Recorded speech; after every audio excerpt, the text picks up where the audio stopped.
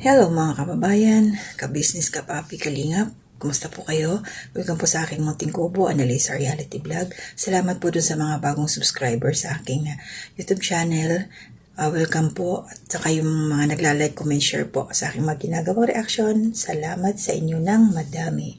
So ngayon, dito po ako magbibigay ng aking opinion kay Bong at saka kay Jinky. Nag-vlog po to sila Pinuno Ka Business kasi nagkaroon ng napansin nila na parang nag-iba na naman ang mood ni Bong ng mga nakaraang araw at malakas kasi yung pakiramdam nila Pinuno Ka Business pagka ganyan na nananahimik na si Bong. Syempre nag-aalala sila na baka bumalik na naman sa dati yung mga katulad nung nakaraan, kaya inagapan nila. Pero syempre bago yun, shout out po, suportahan natin Ka-Business Official, Papa Dins TV, and Ka-Business Family. Lahat po ng mga kagwangs, supporting po natin, shout out, at saka ang aking mga kasamahan, mga reactors. So, kilala nyo naman po siguro sila. Lagay ko lang po sa last mamaya ang mga pangalan kung sino-sino yung mga kagwangs para doon sa mga bago pa lang, lalo na yung mga kalingap dyan. And then, yun, kung sino yung mga kasama ko mga reactors dito sa Ka-Business Official, at saka, syempre sila Papa Dins TV. Okay, so ito po yung aking opinion dito. Kasi yung unang vlog na to, nag-alala nga sila Pinuno Ka Business dahil doon sa naging galawan ni Bong. Na nag-iisip na naman daw, nakaupo na naman nag-isa malalim. Kumbaga, wala sa mood. So, ito na ngayon, pakikinggan natin kung ano yung sinabi nito ni Jinky. Kasi ito si Bong pala. Meron siyang nalaman. Sa totoo lang, pati sila Pinuno Ka Business nagtataka kung nabasa ba ni Bong sa comment, kung sino yung nagkwento sa kanya na nagsabi, yung issue dito na kesyo daw may boyfriend. Ito si Jinky, na lalaki at meron ng anak sa una, sa pagkadalaga. Ay, dalaga pa rin naman siya ngayon. Yun, parang sabi nga ni Jinky, may basher ni Bong. So, nilinaw niya rito yung issue. Sinabi niya, ang side niya kung ano yung totoo. So, pakinggan natin ang naging conversation dito. Shoutout po, nandito si Papa Dins, kasama nila nung una. And then, si Mrs. Ka Business nandyan para introduce muna kung ano yung pakay ni Bong para magkausap ito sila Jinky. Ang gustong itanong. Ngayon, ang gusto namin sa iyo manggaling yung katanungan ni Kuya Bong. Sige, wala namang problema. Kasi lungkot mo. Hindi naman gano'n. Ngayon, pwede Ate Jinky kayo muna ang mag-usap ni Kuya Bong. Sige po. Oo, Sige po. Kasi may gusto lang siyang itanong. Ngayon, Kuya Bong, itanong mo sa kanya yung kung ano yung nasa puso at isipan mo. Para maging malinaw ba? Para maging malinaw yung inyong pag-uusap. No? Sige po. Excuse mo na po, Ate Jinky, ha? Opo. Mga ka-business, dito po muna kami. Sa akin lang, kung ano yung nararamdaman mo, ano yung iniisip mo, ano yung nasa puso mo, sabihin mo, Kuya Bong. Kasi, importante, alam din natin, Jinky, kung ano yung iniisip mo. Komunikasyon ang pinaka-importante. Ano po? Tama, importante talaga number 1 ang komunikasyon.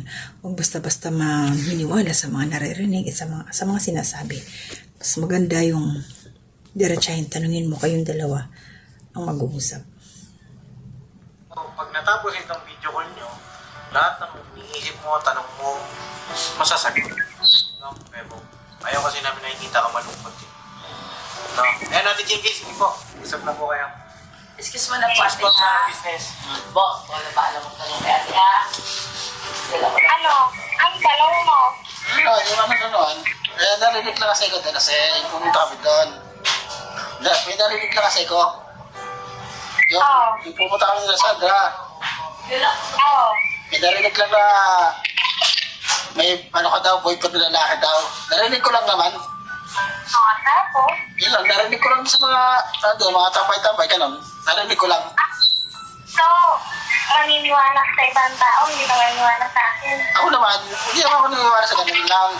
Nagtatanong lang naman ako. Narinig ko lang doon. Okay ko yun. Yun na, malapit na Sandra, narinig ko lang naman. Yung pumunta kami doon, narinig ko lang. Pambihira talaga. Dami chismoso sa paligid, no? Nung pumunta pala sila Bong doon kila Sandra, doon niya narinig. Parang sila dyan siguro paringgan si Bong. Mga tao nga naman. Tuloy po natin. Narinig ko lang naman. Ay ko, parang nga ito. Sasagutin ko yun, okay? Ay ko, Kaya, di mo akong galit eh. Ano ko lang. pero hindi ka na maging malungkot, okay? Hindi naman. Wala naman boyfriend eh. Ano ko lang, narinig ko lang naman. Alam mo naman yung pag mga basher, ganyan, di ba? Sabi nga nila, kwento nila yan, masama ka. Depende sa'yo, kung niniwala ko. Hanapit nila Sandra eh. Hanapit nila Sandra. Wala to. Okay, wala siyang boyfriend. Malinaw po mga kabisnes. Sinabi dito ni Jinky. Wala. Narinig ko lang kasi pangalan mo. Kasi narinig ko lang pangalan mo. Sinadya parinig. Hindi siya makafocus Jinky kasi nandun yung kanyang alaga. Okay naman. Bong, huwag ka nang malungkot ha. Tandaan mo yan. Maniwala ka kay Jinky. At sana Jinky, syempre, bilang supporter ni Bong, na nagmamahal din sa kanya, marami kami dyan sa ka-business community. Sana hindi na maulit pa yung mga nangyari dati kay Bong. Tuloy natin. Maya may gagawin ako ha. Kaya sana intindihin mo, okay? Huwag kang malungkot. Nakita mo naman na ako. Ka na malungkot, Bong. Kaso, lagi kang busy. Huwag mo na isipin yun. Importante, masaraya tayong dalawa. Di ba? Ano naman ako. Ano lang. Ano ako sana nga. Yes, naintindihan naman kita. Wala naman makakala yun. Kasi, syempre, pag may mga basher talaga, hindi mo maiwasan ng ganon, di ba? Ganon yun. Kahit nga ako na Gusto ko to si Jinky. Kasi siya, malawak din yung pangunawa niya. Malawak yung iisipan niya. Hindi siya, iniintindi niya lahat. stress sa mga chat na hindi ako nagpapapigto eh. Dapat maging masaya ka lang kahit madami kang problema. Ganon. Di ba? Kung magpapapigto ka naman sa kanila, talo ka. Di ba? Yun ang tamang mindset. Ano lang, siyempre. Oo. Kaya yun nga sabi ko sa'yo eh. Kwento nila yan, syempre masama tayo. Ano yun? Ako lang kasi naniniwala ka sa sagot, ganun, ito ka yan, naniniwala ka sa siyempre, ano mo na. Lalo pa kapangalan mo pa naman. Huwag ka agad naniniwala sa mga sabi-sabi. Tama. Ganun yun. Maniwala ka sa kausap sa kaano mo. Sa'yo. Ganun. Oo nga, maniwala ka sa akin. Ako hindi tiwala sa'yo eh. Iniintindi kita eh. Kasi alam ko busy ka lagi. Ganun isip ko, syempre. Adjust nga mag-isip. Ganon. Nag-flying kiss na. Bye-bye. Bye-bye. Love you. Sabi ko, Ay, wait lang mga ka-business. Ano masasabi niyo doon? Si Jinky nag-I love you kay Bong. Sumagot naman ito si Bong. Alam niyo kasi diba, pag yung babae ng ganyan, ibig sabihin may nararamdaman na siya. Ramdam niya na si Bong. Antayin natin. Natutuwa lang ako para kay Bong, tsaka kay Jinky. Ano ba yun? Parang naano ako mga ka-business, na blanco. Si Jinky nag-I love you kay Bong. Nauna na siyang nagsabi. Sinagot agad ni Bong, sila na ba? Jinky, linawin mo yun Linigawan na si Bong. Ayan, nagkasagutan na. Pambira.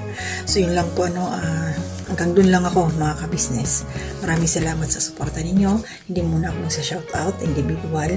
Sana magkaroon ako ng time na makapag-live ulit para makasama ko kayo ng live. Doon ako magsa-shoutout kung sino man yung mga makakapag nandun papasok. Pero hindi ko pa alam kung kailan kasi yung oras ko dito hindi ko rin po hawak.